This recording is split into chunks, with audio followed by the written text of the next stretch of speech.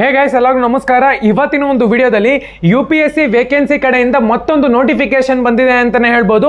Almost ನಿಮ್ಗೆ ಇಲ್ಲಿ 127 post ನ ಬಿಟ್ಟಿದ್ದಾರೆ. ಪ್ರತಿಯೊಬ್ಬರನ್ನು ಕೂಡ ಅಪ್ಲೈ ಮಾಡಬೇಕಾಗುತ್ತೆ.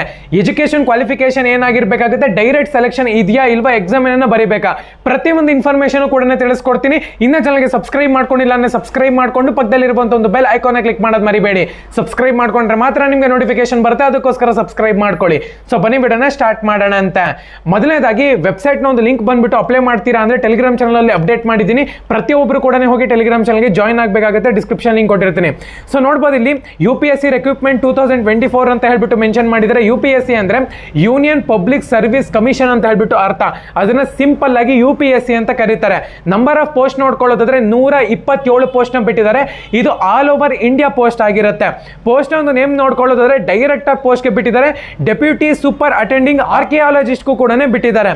ಸ್ಯಾಲರಿ ನೋಡ್ಕೊಳ್ಳೋದಾದ್ರೆ 1,52,000 ರೂಪಾಯಿಂದ ಹಿಡಿದು 2,70,000 ರೂಪಾಯಿ ತನಕ ಕೂಡ ಕೊಡ್ತಾರೆ.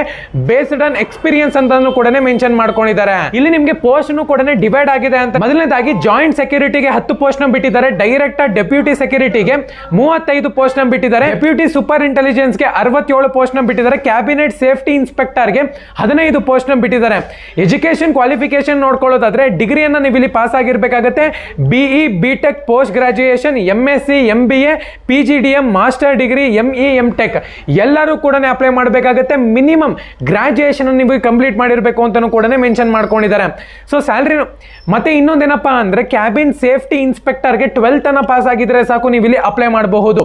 ಸೊ UPS ಒಂದು ಏಜ್ ಲಿಮಿಟ್ ನೋಡ್ಕೊಳ್ಳೋದಾದ್ರೆ 18 ವರ್ಷದಿಂದ 55 ವರ್ಷದ ಒಂದು ಲಿಮಿಟ್ ಕೂಡ ಇದೆ ಒಂದೊಂದು ಪೋಸ್ಟ್ ಗೆ. ಏಜ್ ಒಂದು ರಿಲ್ಯಾಕ್ಸೇಷನ್ ನೋಡ್ಕೊಳ್ಳೋದಾದ್ರೆ OBC ಕ್ಯಾಂಡಿಡೇಟ್ಸ್ ಗೆ 3 ವರ್ಷ ಕೊಟ್ಟಿದ್ದಾರೆ. SC ST ಕ್ಯಾಂಡಿಡೇಟ್ಸ್ ಗೆ 5 ವರ್ಷ ಕೊಟ್ಟಿದ್ದಾರೆ. PWD ಕ್ಯಾಂಡಿಡೇಟ್ಸ್ ಗೆ 10 ವರ್ಷ ಕೊಟ್ಟಿದ್ದಾರೆ. ಅಪ್ಲಿಕೇಶನ್ ಫೀಸ್ ನೋಡ್ಕೊಳ್ಳೋದಾದ್ರೆ ನಿಮ್ಗೆ ಇಲ್ಲಿ SC ST PWD ಮತ್ತೆ ಫೀಮೇಲ್ ಕ್ಯಾಂಡಿಡೇಟ್ಸ್ ಗೆ ಯಾವುದೇ ಒಂದು ಚಾರ್ಜ್ ಇರೋದಿಲ್ಲ. ಆಲ್ ಕ್ಯಾಂಡಿಡೇಟ್ಸ್ ಎಲ್ಲ ಒಂದು ಕ್ಯಾಂಡಿಡೇಟ್ಸ್ ಕೂಡ ಕೇವಲ ಪ್ರೊಸೆಸಿಂಗ್ ಫೀಸ್ ಇರುತ್ತೆ. ಅಂದ್ರೆ 25 ರೂಪಾಯಿ ಚಾರ್ಜ್ ಗಳು ಮಾತ್ರನೇ ಮಾಡ್ತಿದ್ದಾರೆ ಇವರು. ಇಲ್ಲಿ ಸೆಲೆಕ್ಷನ್ ಪ್ರೋಸೆಸ್ ನೋಡ್ಕೊಳ್ಳೋದಾದ್ರೆ ರಿಟರ್ನ್ ಟೆಸ್ಟ್ ಮತ್ತೆ ಇಂಟರ್ವ್ಯೂ ಇರುತ್ತೆ ಅಂತಾನು ಕೂಡ ಮೆನ್ಷನ್ ಮಾಡ್ಕೊಂಡಿದ್ದಾರೆ. ಸೊ ನಿಮ್ಗೆ ಇಲ್ಲಿ ಇಂಪಾರ್ಟೆಂಟ್ ಡೇಟ್ಸ್ ನೋಡ್ಕೊಳ್ಳೋದಾದ್ರೆ 17/8/2024 ಅಂತ ಹೇಳ್ಬೋದು. ಮೊನ್ನೆ ತಾನೇ ಈ ಒಂದು ಪೋಸ್ಟ್ ನ ಬಿಡುಗಡೆ ಮಾಡಿದರೆ.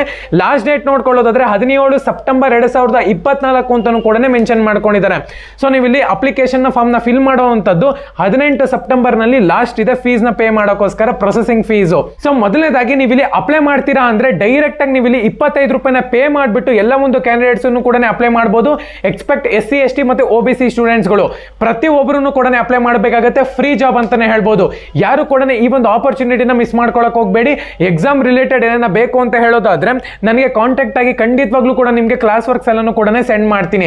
ಇನ್ನ ಚಾನಲ್ಗೆ ಸಬ್ಸ್ಕ್ರೈಬ್ ಮಾಡ್ಕೊಂಡಿಲ್ಲ ಅಂದ್ರೆ ಸಬ್ಸ್ಕ್ರೈಬ್ ಮಾಡ್ಕೊಂಡು ಪಕ್ಕದಲ್ಲಿರುವಂತ ಒಂದು ಬೆಲ್ ಐಕಾನ್ ಕ್ಲಿಕ್ ಮಾಡೋದು ಮರಿಬೇಡಿ. ಸಬ್ಸ್ಕ್ರೈಬ್ ಮಾಡ್ಕೊಂಡ್ರೆ ಮಾತ್ರ ನಿಮಗೆ ನೋಟಿಫಿಕೇಶನ್ ಬರುತ್ತೆ, ಅದಕ್ಕೋಸ್ಕರ ಸಬ್ಸ್ಕ್ರೈಬ್ ಮಾಡ್ಕೊಳ್ಳಿ. ಧನ್ಯವಾದ. ನಮ್ಮ ಒಂದು ಟೆಲಿಗ್ರಾಮ್ ಚಾನಲ್ಗೆ ಜಾಯ್ನ್ ಆಗಿ ಪ್ರತಿಯೊಂದು ಅಪ್ಡೇಟ್ಸ್ ಕೂಡ ನಿಮ್ಗೆ ಅಲ್ಲೇ ಸಿಗುತ್ತೆ.